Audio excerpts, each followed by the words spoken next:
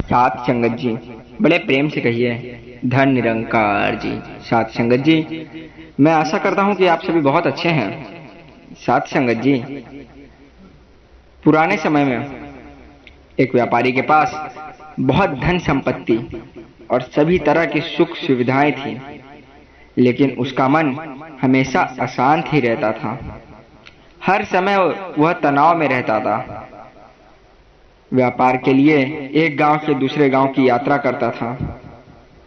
सात संगत जी, एक दिन वह यात्रा करते समय एक आश्रम दिखाई पड़ी। उसने सोचा कुछ समय यहाँ ही चला जाता हूँ, शायद थोड़ा मन शांत हो जाए। व्यापारी आश्रम में चला गया। सात संगत जी, वहां एक संत अकेले रहते थे। व्यापारी ने संत को प्रणाम किया और अपनी परेशानी बताई। सात संगत जी, संत ने कहा कि तुम्हें शांति चाहिए तो तुम कुछ देर यहाँ बैठकर ध्यान करो। व्यक्ति ने ध्यान लगाने की बहुत कोशिश की। कभी अपने जगह को चेंज करके देख रहा है, कभी संत जहां बैठे हैं उनके बाजू में जाके बैठकर ध्यान लगाने की कोशिश कर रहा है। सात संगत जी, बहुत कोशिश के बाद भी वह ध्यान नहीं लगा पा रहा था। जब भी ध्यान लगाने के लिए आंखों को बंद करता, परमात्मा को याद करता, मन को शांत करने की कोशिश करता, वैसे ही कोई न कोई बात, कोई न कोई विचार उसके मन में आते हैं। कभी अपने व्यापार के बारे में सोचने लगता, वृद्धि हो रही है, नफा हो रहा है, लाभ हो रहा है, हानि हो रही है। घर के बारे में कभी सोचने लगता। सात संगत जी, उसने कहा कि मैं ध्यान नहीं लगा पा रहा हूं। तभी संत ने उससे कहा कि ठीक है, एक काम करो, तुम मेरे साथ चलो, कुछ देर आश्रम में घूमते हैं, उसके बाद कोशिश करते हैं। व्यापारी तैयार हो गया सात संगत जी और आश्रम से बाहर घूमने के लिए चला। घूमते घूमते उसने एक पेड़ के ऊपर अपनी हाथ फेरी। हाथ को फेरते ही उसके हाथों में एक कांटा चुभ गया। सात संगत जी, कांटे की चुभन की वजह से उसे बहुत दर्द हो रहा था, वह चिल्ला रहा था।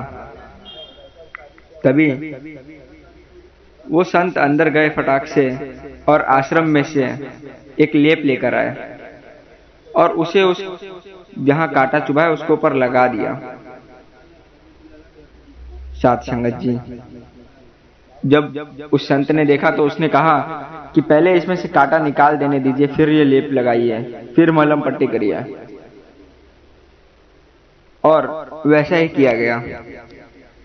सात संगत जी, इसके बाद संत ने व्यापारी से कहा कि जिस तरह तुम्हें यह कांटा चुभा और दर्द हुई, जब उस पर लेप लगाया गया, तुमने कहा कि पहले कांटे को निकाल लो, वो अंदर ही रह जाएगा, फिर लेप लगाओ, तब उस लेप का कोई फायदा होगा।